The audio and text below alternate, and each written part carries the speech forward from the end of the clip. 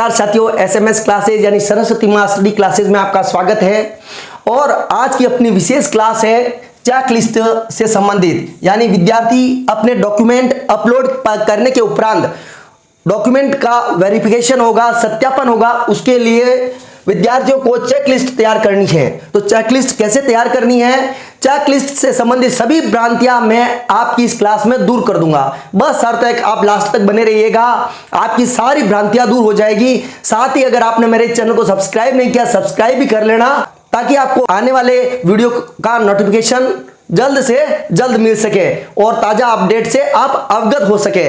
तो अब शुरू करते हैं अपन चेकलिस्ट के बारे में। गवर्नमेंट ने एक चेकलिस्ट बनाई है, उस चेकलिस्ट के अकॉर्डिंग अपने को अपने सारे डॉक्यूमेंट व्यवस्थित कर वहां लेकर जाने हैं काउंसलिंग के समय। तो अब अपन बात करते हैं चेकलिस्ट। चेकलिस्ट में सबसे पहले लिखा है राजकीय प्राथमिक और उच्च प्राथमिक विद्यालय सीधी भर्ती 2022, और उसके बाद ये पार्ट दे दिया गया है। इस पार्ट में विद्यार्थियों को स्वयं सूचना भरनी है, वो सिंपल सी है। जिला कौन, सत्यापन जिला है, आवेदन क्रमांक कौन से, अभ्यर्थी का नाम है, माता का नाम है, ये सारी सूचनाएं आप आसानी से भर सकते हो। तो ये सूचनाएं आप अपने आप भर लोगे। बाकी जो दिक्कतें आ रही हैं उन दिक्कतों के बारे में पूरी बात करूंगा, बस शर्त है कि आप लास्ट तक बने रहिएगा।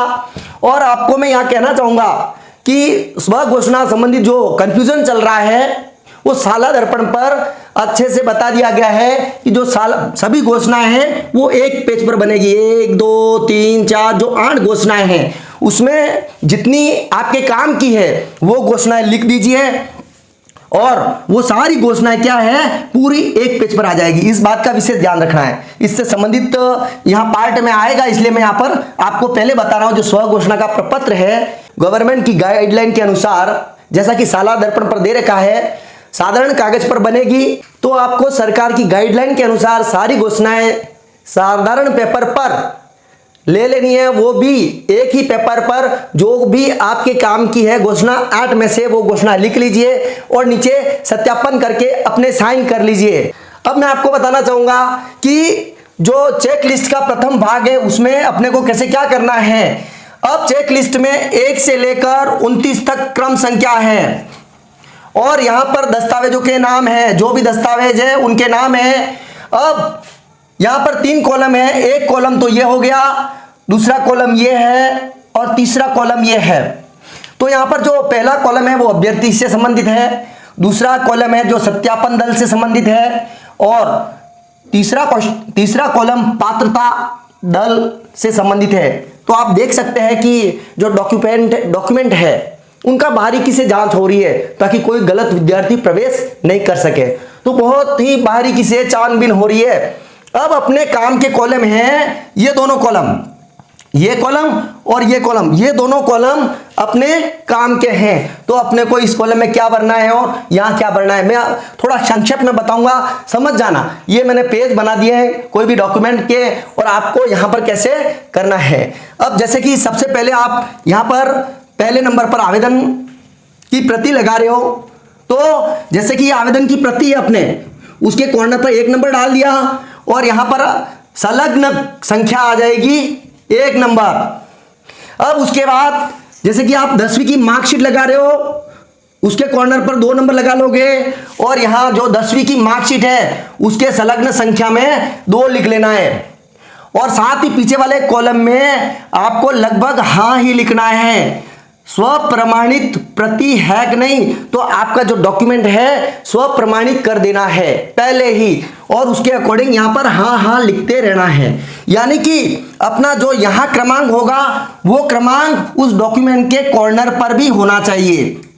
तो ये बहुत ही सरल तरीका है। यहां जिस डॉक्यूमेंट को भर रहे हैं उसका जो क्रमांक यहां आ रहा है वो क्रमांक इसके यहां पर भी आना चाहिए। 10वीं की मार्कशीट पर 1 क्रमांक है तो यहां पर 1 क्रमांक हो जाएगा।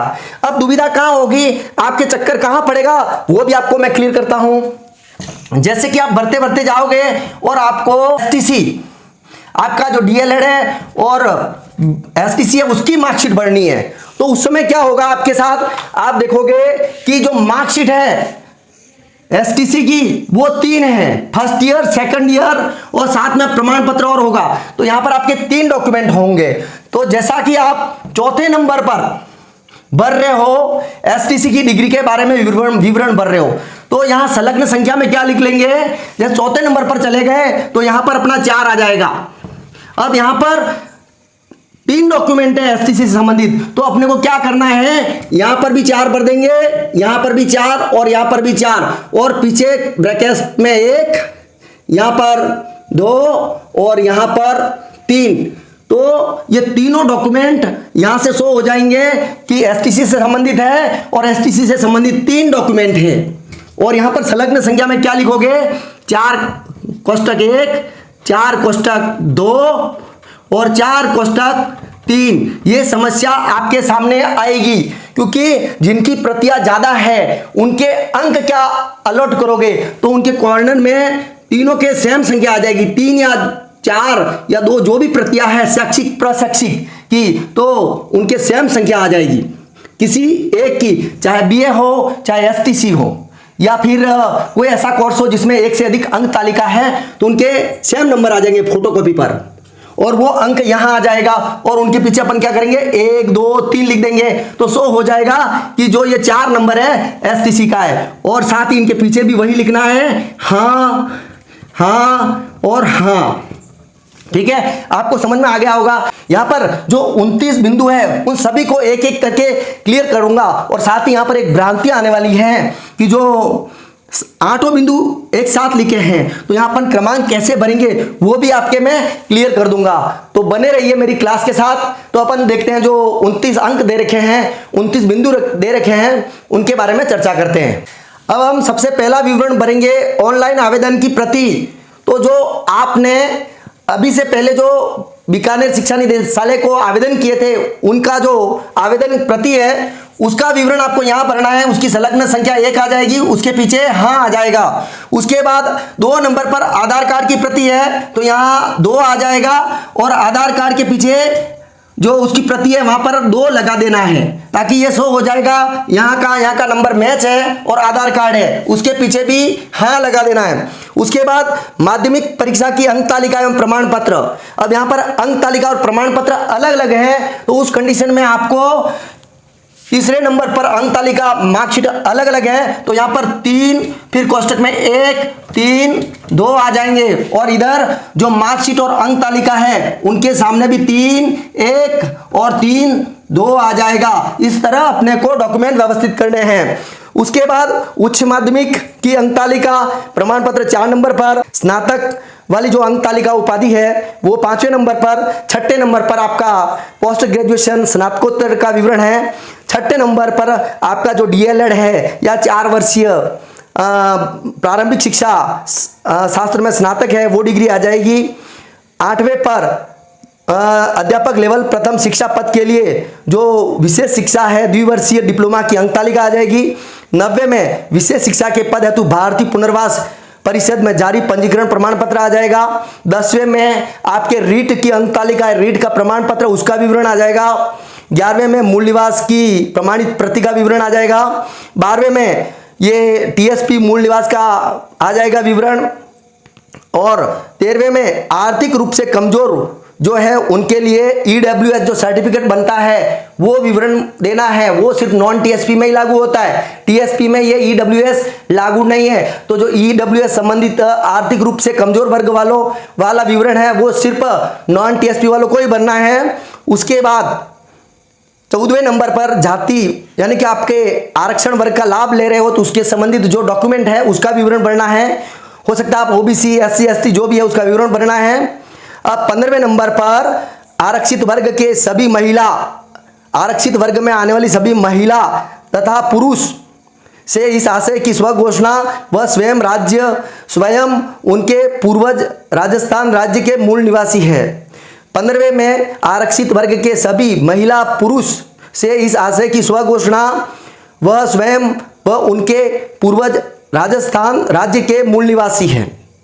तो जो आरक्षित वर्ग के अभ्यर्थी है किसी भी वर्ग के महिला पुरुष सभी, उनको स्वघोषणा पत्र देना है, क्योंकि जो बाहर से विद्यार्थी आते हैं उनको आरक्षण का लाभ नहीं दिया जाता है। तो जो स्व घोषणा आएगी वो लिखी हुई है, और वो जो स्व घोषणा है, स्व घोषणा वाले पहले नंबर पर यह घोषणा लिखी गई है कि मैं राजस्थान का निवासी हूं और मेरे पूर्वज भी राजस्थान के निवासी थे। तो ये जो पहली घोषणा है वो यहां लिखी हुई है। तो माना कि आपके यहां पर 5 नंबर आ रहा है, पहले इसके 5 नंबर आ रहा है, वो अपने को यहां लगाना है, यानी कि आप राजस्थान के हो, इसकी घोषणा आपको यहां लगानी है।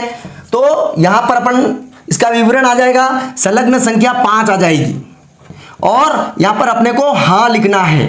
घोषणा हो गई।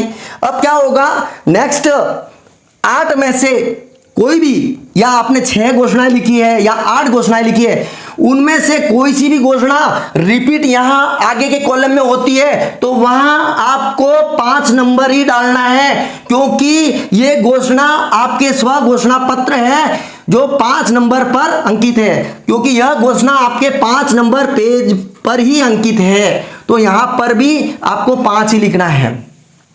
अब आगे क्या होगा कि एक घोषणा का विवरण आपने ये दे दिया।